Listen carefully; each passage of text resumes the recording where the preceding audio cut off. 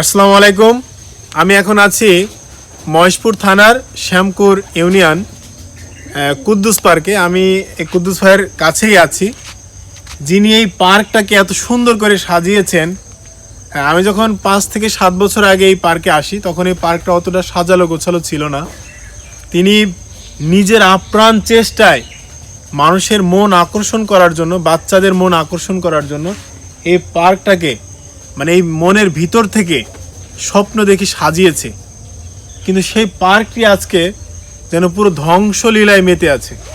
আমি যদি দেখাই আপনাদের, এই পার্কটিতে শেখ হাসিনার পতনের পরে এই পার্কটিতে যেভাবে ধ্বংসযজ্ঞ চালানো হয়, যে কয়টি ভাস্কর্য ছিল বাচ্চাদের মন আকর্ষণ করার জন্য, প্রত্যেকটা ভাস্কর্য ভাঙচুর করা হয়। এই যে একটা বড় ক্ষতি করলো, দেখেন এই জিনিসটা যখন আমার চোখে পড়ে আমার খুব কষ্ট লাগে। এই যে ভাইয়ের মুখে শুনি, কুদ্দুস ভাই, আপনার এই পার্কটাকে যে তার টার্গেট করলো, আপনি তো কোনো সক্রিয় কোনো রাজনীতি করেন না, তাহলে তাদের এই ক্ষোভটা কোথায়? এটা সঠিক করে বলা যাবে না, তবে আমার যতদূর বিশ্বাস, পাগলেরও শত্রু থাকে, হ্যাঁ, বুবারও শত্রু থাকে। তো কোনো পরিবার যদি সচ্ছলভাবে চলে, এটা এক প্রকার মানুষ আছে তারা এই সচ্ছলতা সহ্য করতে পারে না। হ্যাঁ, আমার বোধ হয় এরই একটা প্রভাব। কুদ্দুস ভাইয়ের কথাটা খুবই স্পষ্ট। আসলে একটা মানুষ যে ভালো থাকে বা ভালো চলে, সমাজের অনেকের হয়তো, প্রতিবেশী বা সমাজের অনেকের হয়তো এটা সহ্য হয় না। এই যে একটা আক্রোশ, এই যে একটা পরনিন্দা বা প্রতিহিংসা, এই হিংসা থেকে এছাড়াও আরও একটা কারণ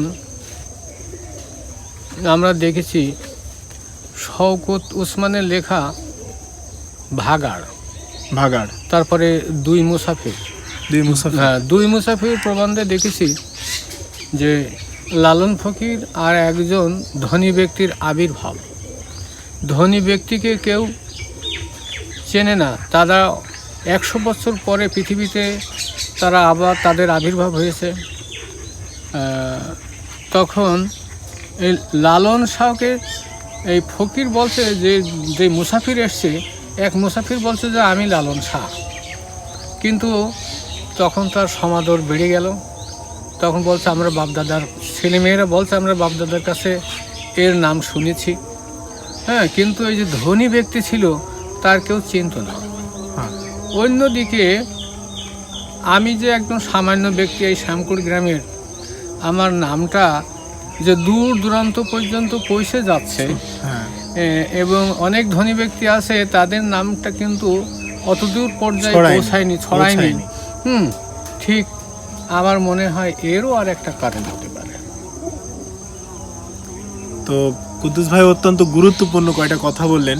এই কথাগুলো আসলে মানে বই পুস্তকের কথা অনেকটা, আর অনেকটা বর্তমান সমাজের যে প্রেক্ষাপট, এই জিনিসটাও তিনি তুলে ধরলেন খুব সুস্পষ্টভাবে। তা আসলে এটা আসলে মনের একটা ক্ষোভ, যে আমি যেই সমাজটায় বাস করি, যে সমাজটাকে আমি অনেক কিছু দিয়েছি, এই পরিবেশটা দিলাম, এখানকার বাচ্চাদের একটা সৌন্দর্য বর্ধনের জন্য তারা এখানে আসে, সময় কাটায়, অনেক দূর দূরান্ত থেকে, মানে বাংলাদেশের 64টা জেলায় অনেক দূর দূরান্ত জেলা থেকে এখানে পিকনিক স্পটের জন্য আসে। তো এই যে আশাটা, এটা অনেকে সহ্য করে না। তো আজকে এই যে কুদ্দুস ভাইয়ের এত সৌন্দর্য বর্ধন একটা পার্ক, এই পার্কটাকে যারা ধ্বংস করেছে বা এটাকে যারা ধ্বংস করতে চেয়েছিল, আসলে এটা ধ্বংস করতে চেয়েছিল কিন্তু ধ্বংস করতে পারেনি, পারবেও না ইনশাল্লাহ। তবে সময়ের সাথে যে ক্ষতিটা তার করেছে, এই ক্ষতি থেকে সে কাটিয়ে উঠতে পারবেন ইনশাল্লাহ। কিন্তু এই যে সমাজের মানুষ তাকে যেই মানে লাঞ্ছনা, যে বঞ্চনা, যে কষ্ট, তার বিবেকের বা তার আবেগটাকে যে কষ্ট দিয়ে তাকে মানে আবেগে আপ্লুত করেছে, এটা থেকেও সে কাটিয়ে উঠবেন, কিন্তু সময় সাপেক্ষ। কুদ্দুস ভাই, এই যে ধ্বংসটা যে হলো, আপনি পুনরায় আবার এটা রিপেয়ার করার কোনো মন মানসিকতা আছে কিনা? পরিবেশ পরিস্থিতি অনুকূলে আসলে ইনশাল্লাহ আমি আবার রিপেয়ারিং করব। তো যাই হোক, কুদ্দুস ভাই বলল যে আসলে দেশটা যখন ভালো থাকে, যখন ভালো চলে, যখন একটা সুস্থ রাজনীতি যখন দেশে বিরাজ করে, তখন মানুষের মনে সুখ শান্তি সমৃদ্ধি বিরাজ করে। তো যারা এই যে ধ্বংসলীলায় মেতে ওঠে, এরা কিন্তু আসলে দেশ ও সমাজের শত্রু। তো যখন এই দেশটা ভালো চলবে, দেশটা যখন ভালো থাকবে, দেশের সম্প্রীতি যখন একটা ভালো একটা পর্যায়ে পৌঁছাবে, তখন তিনি এই জিনিসটা আবার সংস্কার করবে। তো যাই হোক, আজকে অনেক কথাই বললাম কুদ্দুস ভাইয়ের সাথে। সর্বশেষ যদি 2টা উপদেশ দিয়ে আপনি শেষ করতেন। উপদেশ বলতে আমরা যতটুকু জানি যে কেউ কোনো কিছু তৈরি করলে বা নির্মাণ করলে তার পিছনে কিন্তু প্রতিবন্ধকতা থাকেই। হ্যাঁ। আর যারা আর সবথেকে বড় কথা হচ্ছে অশিক্ষিত ব্যক্তিরা ধর্মঘরী হয়। হ্যাঁ, এই ধার্মিকতার ভয় দেখিয়ে কিন্তু অনেক অনেক ক্ষয়ক্ষতিমূলক কাজ মানুষ করতে পারে। তাদেরকে মানে এমনটা দেখানো হয় যে তুমি যদি এই কর্মটা করো তাহলে তুমি ডাইরেক্ট বেহেশতে যাবে। হ্যাঁ, এই কথার উপরে ডিপেন্ড করে বহু মানুষ অনেক কিছু মানে দক্ষযোগ্য ঘটনা ঘটাতে পারে।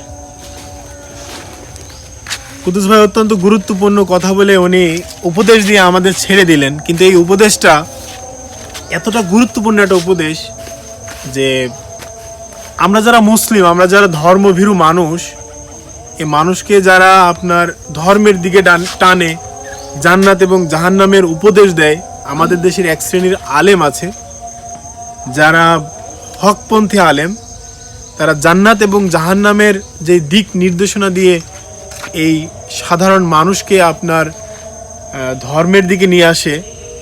তো আবার ঠিক আরেক শ্রেণীর মানুষ আছে যারা এই ধর্মটাকে ব্যবহার করে মানুষকে ধ্বংসলীলার দিকে ঠেলে দেয়। ঠিক আছে? তো এই যে 2টা ভাগ, যে এক শ্রেণীর আলেমরা ধর্মটাকে ব্যবহার করে তারা ফয়দা লুটে নেয়, আর আরেক শ্রেণীর আলেম আছে যারা এই ধর্মের যে বিশেষ যে পবিত্র আল কোরআন, এটাকে খুব সুন্দর করে মানুষকে বুঝিয়ে তারা জান্নাত এবং জাহান্নামকে পরিষ্কার করে যে তুমি এই কাজটা করলে জান্নাতে যাবা, এই কাজটা করলে জাহান্নামে যাবা। তো আসলে এখন আলেমদের ভিতরে একটা বিভেদ সৃষ্টি হয়ে গেছে, 2টা ভাগ হয়ে গেছে। তো ভালো মন্দ জাজ করার আমাদের কি করতে হবে, কোনটা ভালো কোনটা মন্দ, এই জিনিসগুলো যদি আমরা নিজেরা বিবেক করে যদি চিহ্নিত না করতে পারি, অবশ্যই আমরা ক্ষতিগ্রস্ত হব। তো যাই হোক, আজকে কুদ্দুস ভাইয়ের পার্ক থেকে আজকে আমরা অনেক কিছুই দেখলাম। আজকে এই পর্যন্ত, দেখা হবে অন্য কোনো ভিডিওতে। আসসালামু আলাইকুম।